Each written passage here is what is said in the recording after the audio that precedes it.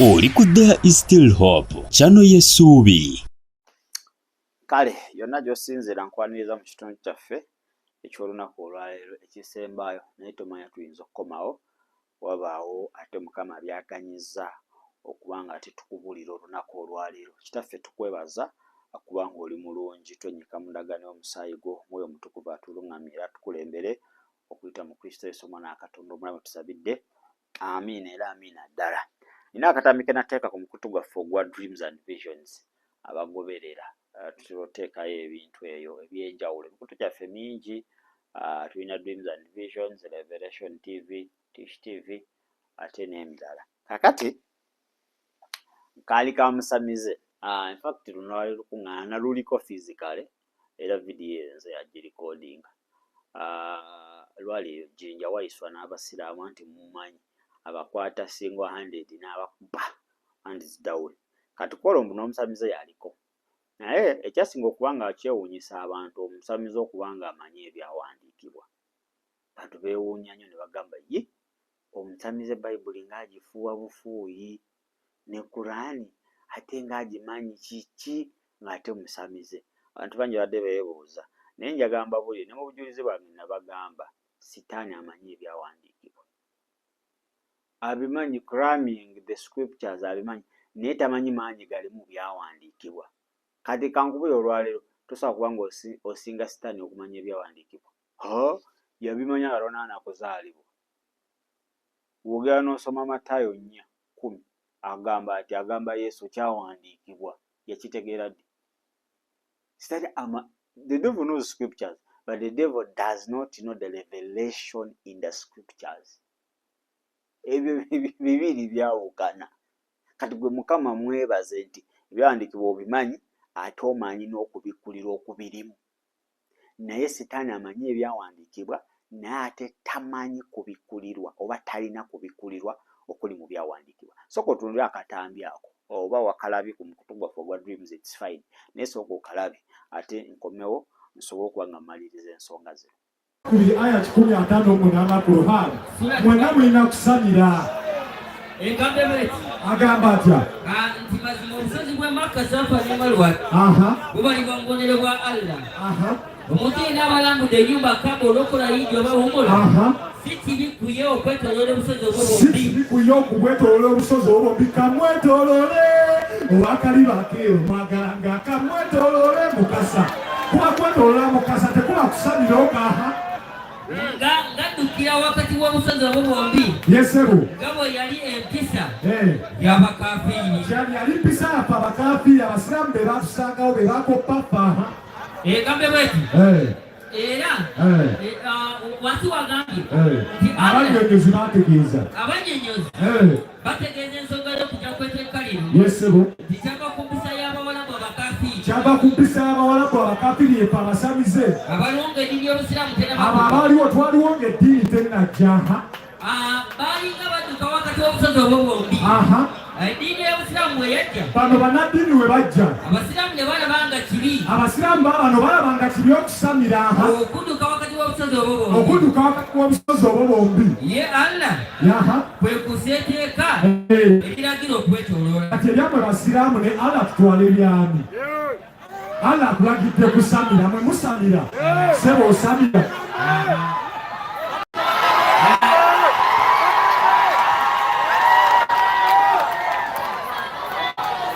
Quanto muzindalo kuli kubuuza byemu bakuwa omuzindalo mulala.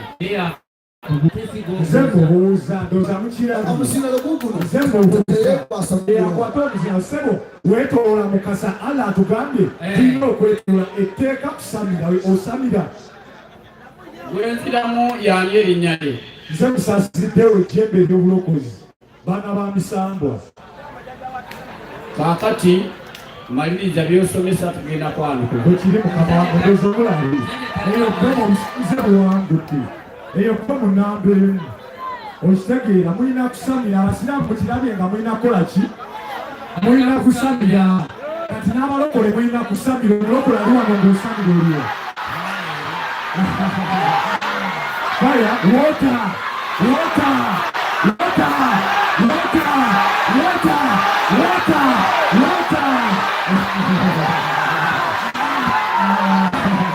Wabule kachiwanuka faya ngandeta mukasangazikiza. Katugenze mukaraku satu tulina kusamira. Omulokola ina kusamira obeda temogera ku mayembe. Katonda yagala amayembe ayagala bya kusamira obeda mugoba amayembe. Kabakuku satu. Agamba atya kulukuta kiwanuka atuuse. Agamba atya. Agamba atya. Katonda yajanga bakutemana. Katonda yajanga bakutemana. Era omutukuvu yajanga bakulusozi palana. Era omutukuvu yajanga bakulusozi palana. Ekitiibwa kye kyabika eggulu. Ekitiibwa kye kyabika ku ggulu kino kitiibwa kye. Ensi n'egireeta endo lye. Ensi n'egireeta endo lye. Ffenna tuli ttendo lye na buli ekiri wano ttendo lye. N'okumasamasa kwa Katonda. Kwalinga omusana. Yalina amayembe. Ani alina amayembe? Ani alina amayembe? Konkona ani alina amayembe? Nyumisa ekintu tuba konkone. N'okumasamasa kwe kwalinga omusana. Yalina amayembe. Obwedde eyo Katonda by'ogerako wati obwedde agamba nti Katonda musanyusa alina amayembe. Wayise olina ejjembe kwata omuzindaalo. Olina ejjembe. Tawulira abantu mayembe amanyiko mayembe ate nze ni mulokole nkwanukulirawo zisiri musiraamu nze nkwanukulirawo siringa bali olina ejjembe mpe bayibuli oluzungu azuuze olusuku lumuzuuze azuuze ey'oluganda atitulekere olina ejjembe nze nkwanukulirawo ani abudde waayo omusingaalo waayo omusingaalo lyabudde oli mu lusuku ejjembe mu lusoga kyeki lwaki otuga mu lusungu oli musungu lwaki osunga lwaki osunga oli musunzi lwaki osunga oli musoga wamagireti olina ejjembe wamaleeta wano abakugu satu nze nkwanukulirawo sikulinda yamuta adusa mu lusungu mulaba omusunza wamaleta omusamiza ali kusomesa mulokole bayibuli wapi satu God came from Teman, the Holy One from Mount Paran. His glory covered the heavens and the earth was full of his praise. His brightness was like the light. He had rays of horns in his hands.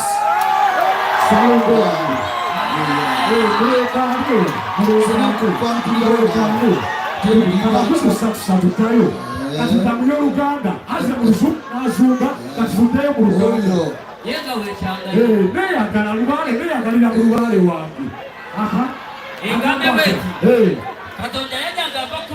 olire katituse mu luganda Katonda yajanga bakutemana. Katonda yajanga bakutemana. Era omutukuvu yajanga bakulusozi palana. Era omutukuvu yajanga bakulusozi palana. Ekitiibwa kye kyabika eggulu. Ekitiibwa kye kyabika ku ggulu.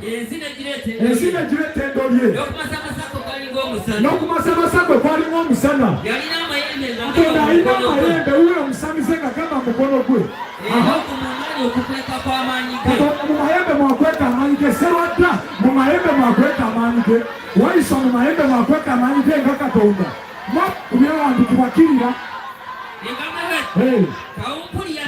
Yogo Musambwa kyaffe Kawumpuli ali Luyego. Yakulembedde Mukama Musambwa Kawumpuli. Obusaala bw'omuliro. Kati munategeera mutya Katonda nga temutegedde ekyo Kawumpuli nga temutegedde n'amayembe. Zabuli 55 bwenda paka 10 tulina samira mayembe. Agamba atya? Gwe obudde. Dakikata. Lwaki okata? Agamba atya? Zabuli 55 mwenda paka 10. Naye nze n'abuuliranga emirembe gyonna nga we mbabuulira. Nayimbanga okutendereza Katonda wa Yakobo nga we nnyimbira lubaale wange. Kirira. Era n'amayembe gonna ag'ababi n'agazikirizanga. Naye amayembe gonna ag'abatuukirivu galagulumizibwanga. Agulumiza ejjembe omulokole wanika omukono. Muwakanya Bayibuli. Agulumiza ejjembe omulokole wanika omukono. Katonda agambye amayembe ag'abatuukirivu ganaagulumizibwanga. Omulokole agulumiza ejjembe ly'abatuukirivu wanika omukono. Zaburi 89:17. Yenga wechanga Oli musomi. Tata lero wasawa zino kama ondira budde. Oli musomi. Okitegeera. Zaburi 89:17. Kati lino sisabonaawo. Ate esabuli esabiro ekkanisa bakanisa bukanisa. Aha. Zaburi 89:17. 17. Egambe bwe. Agamba atya. 17 egambe. Kubanga gwe oli kitiibwa ky'amaanyi gaabwe. Kubanga oli kitiibwa ky'amaanyi gaabwe. N'olw'ekisa kyo Mukama. Ejjembe lyaffe. linaagulumizibwanga. Ali wano mulokole ng'ogulumiza ejjembe kandala omukono. Muwakanya Mukama. Muwakanya Daudi. Samwiri ekisooka 2. Samwiri ekisooka 2 agamba atya. Samwiri ekisooka siyinza gwa kiwanuka waali nejjajja lubowa. Samwiri ekisooka 2 yoyo mwana wa Musambwa agamba atya. Weebale nnyo. Eyo yesembayo. Abalokole batya omusamuzi. Gira. Samwiri ekisooka 2 2.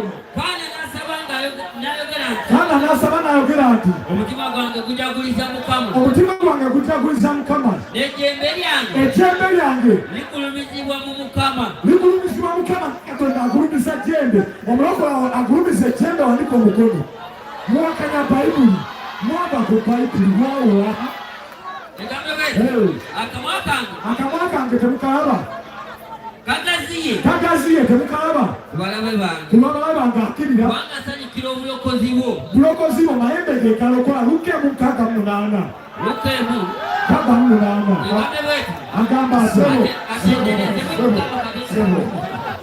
kugambye eti esembayo wano obadde olwongera obudde omusanze tomwongera omusumba leka asome olwaveeyo kubanga amaze okululanga. Omaze okululanga abantu obongereddwa kiika budde bugenzi kale Bayibuli egamba ekigambo ekimu kimala omugezigezi okutegeera. Luka 6:8. Atenderezebwe Mukama Katonda wa Isirayiri. Mukama Katonda wa Isirayiri. Kubanga akyalidde abantu be. Kubanga akyalidde abantu be nga bwe bakyalidde. Era abanunudde.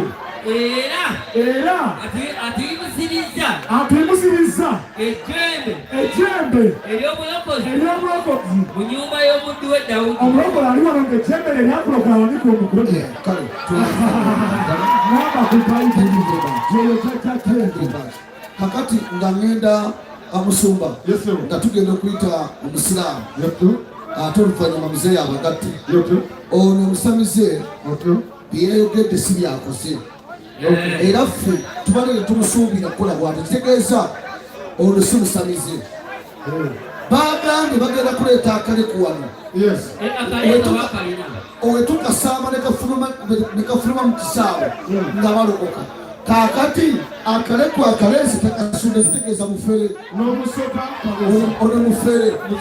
Kati musumba ndikwirako ery'olusungu Luka 6:8 nze mpita obusiraamu. Bino byayogera mulokole owuliriza nga musirike mu mpega kikeemu.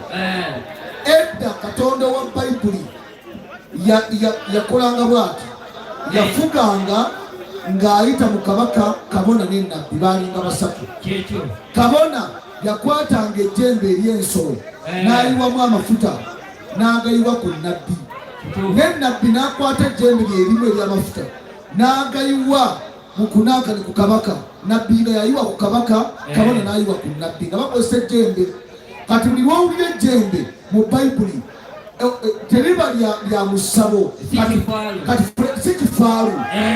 Liri ejjembe lya nsolo oba lya nkula oba lya nte naye nga liyiwa ki? Liyiwa ejjembe. Kati ndaba ekyawandiikibwa kino kigamba Blessed is the Lord God of Israel, for he has visited and redeemed his people, and he has raised up a horn of salvation for us in the house of his servant David. Sidemoni oyo muveeko naawe simusamize omufere. Ndowooza onyumiddwa oba nsuubira olina ky'oyizeemu. Kyenjagala okugamba aba kyenjagala otegeere olunaku olwaleero nti Setaani ebyawandiikibwa abimanyi. era mu Bayibuli omwo buli lulumba lweyagende wa Yesu nga ajja n'ekyawandiikibwa anti yayogera aliragiriza bamalayika be kyekiri mu Zabbuli ekigo ekyo tekiri esitala ku jjiija naye nga yali amanyi ekyawandiikibwa ekyo kikitegeeza yali talina kubikkulirwa kwakyo naye nga ye yali akola ki akimanyi kati eno Bayibuli agimanyi. In fact nagamba twali tukola training ey'okuba nga tulumba amakanisa n'abaweereza mu training oba mu package eri mu okutendekebwa okwo mulimu package y'okuba nga bakuyigiriza Bayibuli naye tebagikuyigiriza nti okubikkulirwa okuli mu kulamu waaka okitegeera kiba nti sitaani oba nga tomanyi n'oba omanyi Bayibuli naye nga tomanyi kubikkulirwa kuli mu Bayibuli akukuba akukonfusinga n'akukuba sitaani osobola muwangula nga olina okubikkulirwa okuli mu Bayibuli oba okuli mu kigambo kya Katonda awo oyinza omuwangulira kuba ajja kujja ng'akifudde waati mugambe nedda ssebo ekyawandiikibwa omuntu tabeere nga mulamu na mmere yokka wabula n'ekigambo ekiva eri Katonda. Yesu we yamuddamu kati sitaani bamuddamu nakyawandiikibwa ate ekyawandiikibwa ng'otegedde okubikkulirwa kwakyo si kumuddamu lwakuba ayogedde naye kamuddemu nedda olina okuba nga oleeta okubikkulirwa okumukuba nga tasaana kuddamu ng'ekyo tasaana kiddako ekyo Mukama waffe Yesu kye yamukola. Naye kakati ennaku zino Bible studies ezisinga zisomesa theory wabula tetufu omuntu yekka asobola okuwa okubikkulirwa kw'ebyawandiikibwa bamuyita Mwoyo Mutukuvu teri mulala. Nsobola okujja n'ekyawandiikibwa ne nkuwa okubikkulirwa kwange kwe mmanyi kwa mulundi ogwo naye ng'Omwoyo Mutukuvu ayinamu okubikkulirwa akakadde kamu 140,000. That's revelation. Kati sitaani akuba revelation obenga togirina nga Bayibuli osobola gisoma olina ebyawandiikibwa naye nga tolina revelation. Ekyo kyasinga okulwanyisa the revelation kubanga n'obeera n'ekyawandiikibwa kimu ng'olina revelation yaakyo ebeera RPG oba ogenda mukuba ye tafa ku byawandiikibwa bimeka by'olina wabula kubikkulirwa kikuolina mu byawandiikibwa ebyo. This is so powerful telling you.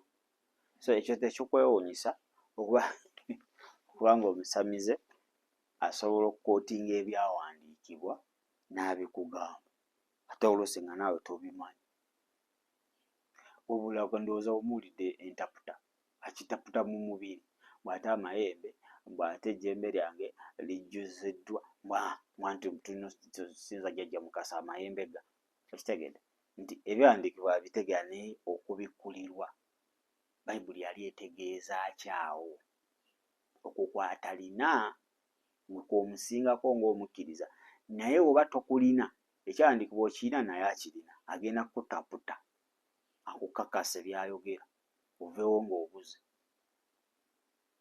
So nsaba Mukama kuwa okubikkulirwa okw'ebyawandiikibwa kuba n'olwaleero tofa ku muwendo ki gw'ebyawandiikibwa by'olina. How many scriptures do you have in the head? But ky'oba osinga okufaako okubikkulirwa kikwolina ku mwana wa Katonda. Ekyo kye kisinga obukulu. Bayibuli esobola okuba nga abasiraamu abawakana Bayibuli bagimanyi yonna naye kikyabatawaanya kubikkulirwa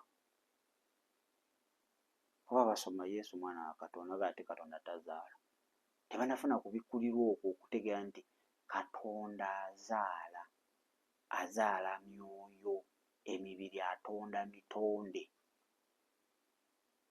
ng'ate twatondebwa mu kifaananyi kya Katonda ate Katonda ne Ssebabi naye afaanana Katonda ne Kapere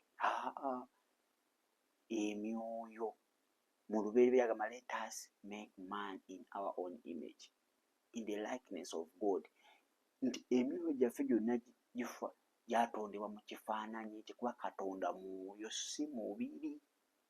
Katukukubikula abaluganda tebakulina bali baganda baffe. Era mugenda kaana Katonda tazaala lwaki muzaala Katonda kati Katonda azaala agende manju agenda mutoyi yaleeta ebintu ebirisire kati gojja kubukako waya komekereze nga mweyodde kyani kya pastor kyani kya seeka kyani kya imam kyani kya mubulizi wa njiri kyani kya ajati kyani kya sister. Tubasange ku page esooke yabukedde pastor akubaganye ne seeka. Gamba Yesu nkwebaza olw'obulamu bwange. Kama nsazeho leero mbukuwe obeere omulokozera mukama waabo. Ondokole okuva mu butamanya. Yesu ompa omwoyo omutukuvu ompa okubikkulirwa okugenda ebuziba mu kigambo kyo okuyita mu Kristo Yesu omwana wa Katonda omulamu. Amina. Era amina ddala. Kanetwolemuko katono nnyo wenkomawo. Tulina bingi bye tuyinza okuba nga twogerako olunaku olwaleero. If not, tusinkana olunaku olw'enkya. Beere bulungi ate era mwiraba.